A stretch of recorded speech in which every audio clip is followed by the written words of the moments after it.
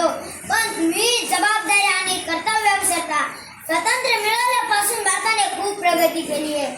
सुईला छिद्र पाडता येत नव्हतं, आता चंद्रावर पाऊल ठेवला आहे. विज्ञान, तंत्रज्ञान, शेती, उद्योग धंदे याची भरभराट चालली आहे. पण गरिबी श्रीमंती जरी वाढतच चालली आहे. गणतंत्र लोक गोरगरिबांना लुटत आहेत, राजकारणी शेतकऱ्यांना चिरत आहेत.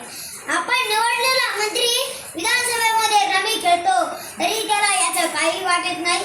शेतकरी इथं शेतीत लाखो रुपये टाकतात, पीक येईल का नाही हे त्यांना माहीत नसत, पण प्रत्येकाने प्रामाणिकपणे शेतीत राबतात.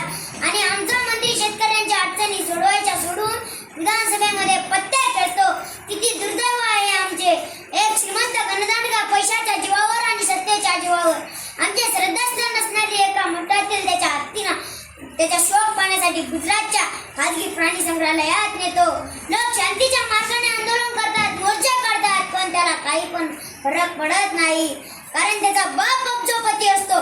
पैशाने तो काही पण विकत घेऊ शकतो, पण त्या गणदांडग्याने आणि त्याच्या बापाने एक लक्षात ठेवावे, पैशाने तुम्ही प्राणी विकत घेता, लोक विकत घेता, पण आमचा स्वाभिमान कधीच विकत घेऊ शकणार नाही. म्हणून लक्षात ठेवा, तुम्हाला स्वातंत्र्य मिळाले आहे, त्या स्वाभिमानाने जगण्यासाठी पैसे पुढे आणि सत्ते पुढे लाचारी करू नये. खोट्याला खोटं म्हणा आणि स्वाभिमान जपा. एवढं बोलतो आणि थांबतो. जय हिंद, जय महाराष्ट्र. Very good.